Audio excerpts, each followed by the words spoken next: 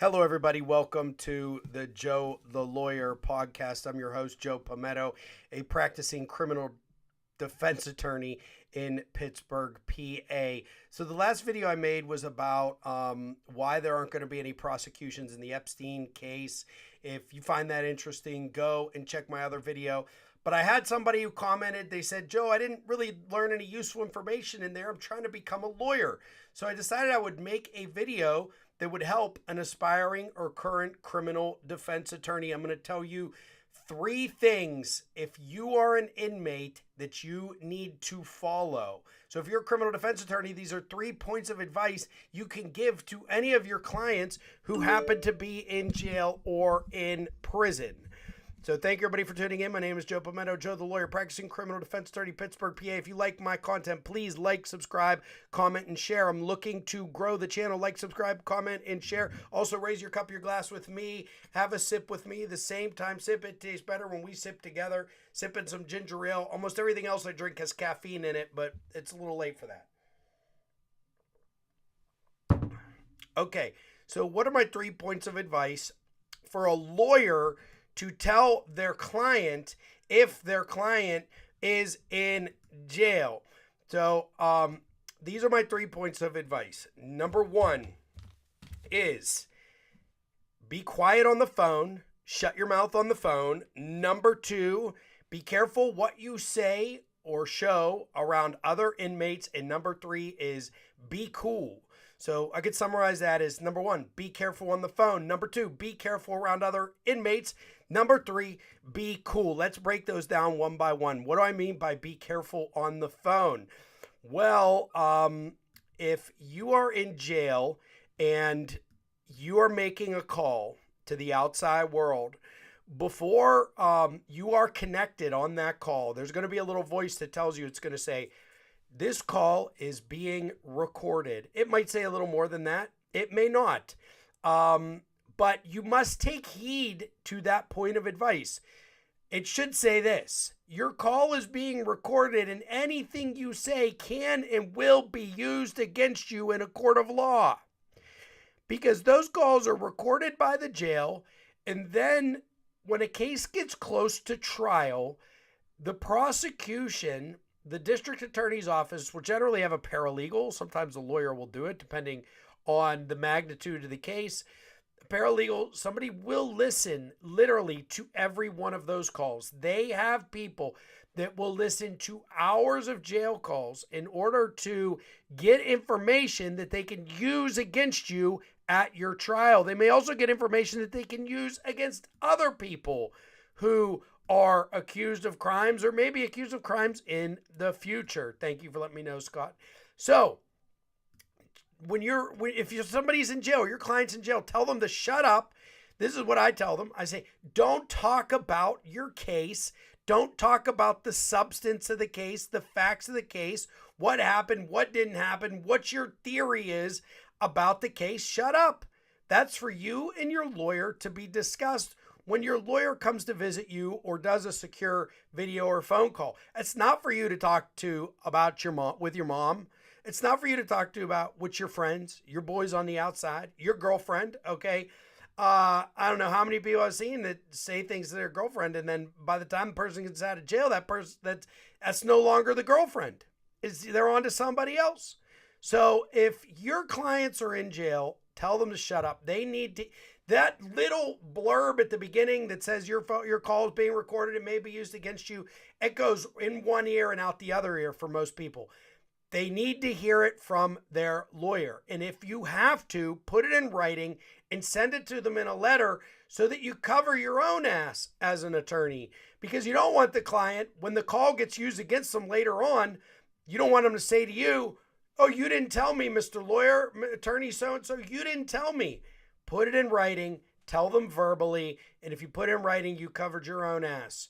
Those calls can and will be used against the individual in jail. I've seen it happen many times. I've seen it happen at trial. So be very, very careful. Number 2, be careful around other inmates. This kind of goes into number 3, which is be cool. But be careful around other inmates. Don't talk too much about your case to other inmates. Why? Well, go and read a local newspaper. Maybe not a local newspaper. Read the newspaper for somebody in a medium-sized city like Pittsburgh or in a city like New York. All right. It is common practice for people in jail to hear somebody say something that the police or the prosecution can use. And guess what that person's going to do? They're going to turn around, they're going to call their lawyer, and they're going to say, "Hey, I heard, Brad say that it was Tommy who shot Bill. Okay, I heard Brad say that he did it, and that they're currently prosecuting Brad." Okay, the things that inmates say to other inmates can be used against them. Those other inmates will turn state's witness, will turn federal witness, and then they will provide that information to the prosecution in order to get a better deal for themselves, because everybody in jail is facing some sort of additional jail or prison time. And most of these people are looking out for themselves first. So don't tell your, this especially happens with cellies, with cellmates, okay? It usually doesn't happen when people are out in the common areas, etc. It's cellmates. You're sleeping, you're bunking together at night. You get to know each other, and you figure, I trust my cellmate, I can open up to him. Well, you didn't know your cellmate is facing 10 to 20 to 40 years in prison, and he'll say or do anything he can in order to get a better deal or save his butt. So don't tell your cellmate about your case. Don't do it. Rarely does it work out, and it can be extremely costly. That person can turn around and then be a witness testifying against you at trial. They'll come and sit on the witness stand. "Yeah, my name's Brad. I was in the same cell as Stanley. We were there for 6 months. Stanley told me all the details of what happened. This is what he said. A, B, C, D, E, F, G." So you got to keep your mouth shut on the phone, but you definitely also have to keep your mouth shut inside your cell. And this goes to another point that is, be careful around other inmates. All right, be careful on the phone, be careful around other inmates, and be cool. And what I mean is, be careful around with the legal documents that you have when you're in the jail, because your cellie may pick up your criminal complaint, may pick up your discovery that was provided to you by your attorney, and he may read it or look at it and then tell other inmates. This is especially dangerous for people who commit crimes of a sexual nature, because they may get retaliation from other inmates. So, but it's not just for those people. You don't want these other inmates knowing your detailed business. I've had some clients, they say to me, "Joe," they say, "I don't want any of the legal papers in here. I don't want somebody to be able to pick it up and see it." And I say, "That's fine. We can just talk about it when I come in. You've seen them. You can read them. Some people want their stuff with them in the cell. If you're an attorney, be happy to provide it to them. But you may want to have a talk with them about this, about the potential for other inmates seeing their papers or hearing their story and then using it against them, again, either by turning state's witness or by telling other inmates, which could put your client in danger." Number 3, be cool. What do I mean by be cool? Well, let me tell you a story. I had a client one time. She had a couple of felony cases, which individually didn't look that bad, but as a whole, it started to look pretty bad. And she had one of the tougher judges, and we were going to go and do a sentencing hearing for her. And when she comes up for a sentencing hearing in the Allegheny County Jail, if you're a standard inmate, you wear an orange jumpsuit. If you are held in restricted housing unit, RHU, also known as the hole or solitary confinement, you wear black and white stripes, which is something that you would see on TV out of the chain gang, in the South. That's when you look like a real prisoner or inmate, okay? And she walked in wearing the black and white stripes. So the judge knew right away that she was RHU, and he started asking questions. What happened? Why'd you go in there? Et cetera, et cetera. And you can't really hide that from him. He's going to find out one way or another. And she told him, she had like stolen, I believe, a pair of scissors off of one of the jail workers. And I don't know if it was for self-protection or it was going to be used against somebody in an offensive manner.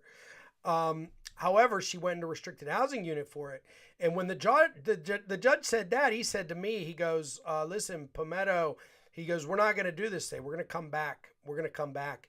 And you're going to bring everybody that she has in her family, everybody that supports her. And I knew at that point he was going to do something worse than what I expected, because I was hoping to get her released or get her some sort of sentence that wouldn't see her go to state prison. Well, when we went back, he sent her to state prison on a sentence that was fair within the recommended sentencing range for Pennsylvania, but one that, I've beat before and I thought I could beat again. The judge didn't see it that way. So because she got in trouble at the jail, she ended up doing more time on her crime, even though technically they were all unrelated. So getting into fights, getting into scraps, getting into trouble at the jail is not worth your time, and it's going to hurt you on your case. And in some instances, it can hurt very, very bad. And if you're in state prison and you're doing a longer prison term, it will affect your ability to get paroled at or near your minimum sentence. So be cool. What does that mean? I've been in the jail many, many times, but I've never been an inmate in the jail, right? But I would say, what you don't want to do, you definitely don't want to be a jerk, okay? But you probably don't want to be the biggest introvert either. When I say be cool, I mean be friendly. Talk to people if they talk to you. Help people out. Don't stand out in a negative way, in any way whatsoever. And, don't go in there with a chip on your shoulder or something to prove. I think if most people, if they carry themselves, you can watch this on, I forget the name of his channel, 23 Lockdown, 24 Lockdown, Lockdown 24. He'll tell you that basically it's just about the way you carry yourself, right? If somebody just carries themselves in a confident manner and is not a jerk, they're generally not going to have that many problems. I mean, and especially in like a county jail, like you could do your time in a county jail without too much gruff. State prison can be different, and the charges you go in for can be different. But I tell people, carry yourself confidently, but avoid trouble. So that's my advice. If you are going to be a criminal defense attorney and you don't know what to say to your clients about jail, those 3 things you can say right away, and they'll know you know what you're talking about. Number 1, be careful on the phone. Don't give information to be used against you on the phone. Number 2, be cool. Be careful with other inmates. Okay, don't let them see your court papers, and don't tell them what happened in your case. And number 3, be cool, which also is like be cool to other inmates. But the last one is mostly about your cellie. This is about just the jail, the interaction with other inmates in general. So even if you're leaving for court and going back, to be careful what you say. Yeah, exactly. Like FIL's, for example, you might have got a deal if they're trying to lay charges on somebody else. Exactly. Got to be careful what you say, because people, listen, when I'm in the courthouse, I'm talking with my clients. Sometimes it's hard to find private area, and people will be looking at you, and you never know, eavesdropping. You got to be very careful about your privacy. So just a short video I want to drop in. I know I did a live. Thank you, Scott Allen. Thank you, FIL. If you like my content, you find it valuable, you're interested in criminal defense, criminal justice system. I follow breaking news, but I also like to provide advice for lawyers, advice for people who are entering the criminal justice system anyway whatsoever. You're a police officer, you're a judge, you're somebody who just finds these things interesting. Please tune into my channel. A lot of the YouTube influencers out there on LawTube are great, but not a lot of them are actual practicing criminal defense attorneys with a full docket. I am. Thank you, everybody, for tuning in. If you like my content, please like, subscribe, comment, and share. Trying to grow the channel.